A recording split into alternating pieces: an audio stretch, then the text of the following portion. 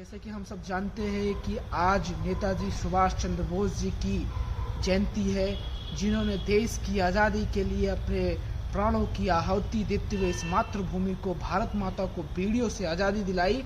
और पूरा देश आज उनके अमृत महोत्सव काल में, अमृत उत्सव के रूप में पूरा देश आज नेताजी सुभाष चंद्र बोस जी को याद कर रहा है।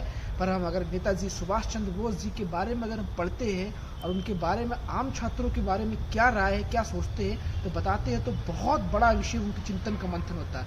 नेताजी सुभाष चंद्र बोस का जन्म आज 23 जनवरी के दिन उड़ीसा के एक छोटे से गांव में हुआ था। वो शिक्षित परिवार में थे। वो जन्म से ही, उनके घर से ही उनका पालन पोषण उनके माता पिताजी ने एक ऐसा किया था कि उनमें एक दिव्य शक्ति भी थी। साथ साथ भगवत गीता, रामायण, पुराण जैसे शास्त्रों का भी वो निरंतर अध्ययन करते थे। और हम देखते हैं कि जब उस समय हमारे देश पर अंग्रेजों का शासन था, एक भी स्कूल और एक भी विश्वविद्यालय या विद्यालय नहीं था जो मैकॉले की शिक्षा पद्धति के अनुसार ना चलती हो और वो अंग्रेजी के माध्यम से उनको ना पढ़ाया जाता था। उस समय भी नेताजी सुभाष चंद्र बोस ऐसे समय में भी उस स्कूल में पढ़ते हुए भी उनके घरों में जो शिक्षा दी जाती थी, गीता, पुराण और भागवत, कहा जाता है ना, माता जैसे एक पुत्र को बनाने में एक माता का योगदान सबसे बड़ा रहता है। जैसे छत्रपति शिवाजी महाराज को अगर विश्व के परचम पर लहराने का, हिंदू स्वराज्य स्थापना करने का बात आता है तो माता जीजाबाई का आता है। वैसे ही नेताजी सुभाष चंद्र बोस जी की भी माता का बहुत बड़ा योगदान है।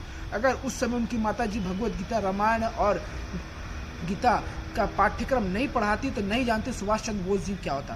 पर नेताजी सुभाष चंद्र बोस की आयु धीरे धीरे बड़ी होती है। नेताजी सुभाष चंद्र बोस जब 15 साल की आयु में पहुंचते हैं तो हम देखते हैं कि नेताजी सुभाष चंद्र बोस 15 साल की आयु में जब जाते हैं तो उनके पिताजी का सपना था कि मेरा बेटा आगे पढ़ लिख कर बड़ा बनकर एक आईएएस बनेगा और देश और नौकरी करेगा। पर नेताजी सुभाष चंद्र बोस जी को उनके पिताजी के कहने पर, दबाव बनाने पर नेताजी सुभाष चंद्र बोस जी कैम्ब्रिज विश्वविद्यालय से उन्होंने सिविल सर्विस की परीक्षा की 4थी स्थान पर प्राप्त कर ली। इसके बाद घर वालों का निरंतर दबाव बनने के कारण उनका मानना था कि आप नौकरी कर, पर नेताजी सुभाष चंद्र बोस जी के दिमाग, मन, स्थिति में कुछ और चल रहा था। उनका तो सपना था कि मैं अंग्रेजों की नौकरी निरंतर ही नहीं करूंगा, एकदम नहीं करूंगा। फिर उन्होंने बहुत सोच समझ कर अपनी माता जी को 16 साल की उम्र में एक पत्र लिखा, माँ क्या आप चाहती हो कि भारत माता को इस वीडियो की जंजीरों से, जो अंग्रेज ब्रिटिश के गवर्नर 1956 में भारत आए, उन्होंने भारत के गवर्नर कोलकाता में प्रवास किया, उन्होंने सवाल से स्वागत किए। तो वहाँ से उन्होंने बताया कि हमारा देश तो गुलाम, आप लोगों ने गुलाम किया, और फिर आप लोग हमारे देश में आ गए, आखिर क्या कारण था कि आप भारत को छोड़कर वापस जाके ब्रिटिश में बसे। तो उनका एक जवाब था गवर्नर का, ब्रिटिश गवर्नर का, वो बोलते थे नेताजी सुभाष चंद्र बोस एक ऐसा लीडर था जिससे पूरी अंग्रेज सल्तनत पूरे ब्रिटिश से सल्तनत कांपती थी और डरती थी। नेताजी सुभाष चंद्र बोस जी अगर नहीं रहते तो आज हम लोग भारत पर राज करते। और उन्होंने कहा कि जो हम क्रांतिकारियों की बात करते हैं तो उसमें से एक गरम दल के नेता थे, एक शांति दल के नेता थे। शांति दल के नेता मतलब ऐसे जिनका मुख्य उद्देश्य अहिंसा के मार्ग पर ना चलकर अहिंसा के रास्ता से देश की आजादी दिलाना। तो उन्होंने बोले कि अहिंसा जो मार्ग है उसका मैं एक भी रूप में हम लोग नगर नहीं मानते, अहिंसा के मार्ग से देश भारत आजाद हुआ ही नहीं।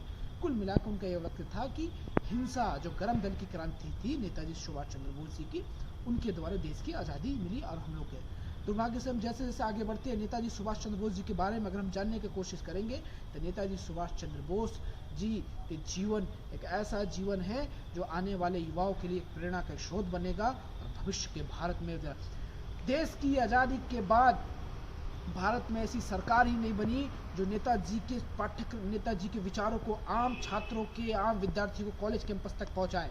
पर देश की आज़ादी के बाद आज ऐसा समय आया है कि पूरा देश अमृत महोत्सव मना रहा है। उस अमृत महोत्सव के रूप में नेताजी सुभाष चंद्र बोस के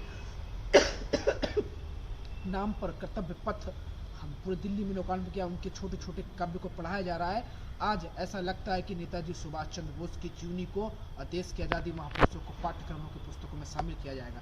दुर्भाग्य से हम जब देखते हैं कि 1947 में देश आज़ाद हुआ, आज़ादी के बाद उस समय के तत्कालीन प्रधानमंत्री अगर नेताजी सुभाष चंद्र बोस रहते तो भारत विश्व में डंका बजाता, जो आज अग्रसर हम करते हुए। तो आज हम सभी युवाओं के लिए एक आदर्श है और हम सभी के लिए एक बहुत उच्च स्तरीय विषय है। इनको पढ़ना चाहिए, इनको समझना चाहिए। जो 70 सालों में वो जो सरकारें नहीं कर पाई, आज का युवा तरुणाई नेताजी के सपने को साकार करेगा और भारत को विश्व गुरु बनाने का सपने देखेगा। छोटे से अगर हम कहानी लिखेंगे तो नेताजी सुभाष चंद्र बोस जब जर्मनी जाके हिटलर से मिलते हैं, तो हिटलर से मिलने के लिए, मदद मांगने के लिए जाते हैं। हिटलर उनको कम से कम 10 मिनट वहां बैठाए रहते हैं अपने घर में। हिटलर से पहला हिटलर एक ऐसा था, बहुत जर्मनी का सबसे तानाशाह रूप में हिटलर माना जाता था। हिटलर के कई रूप थे, मतलब उसके डुप्लीकेट थे।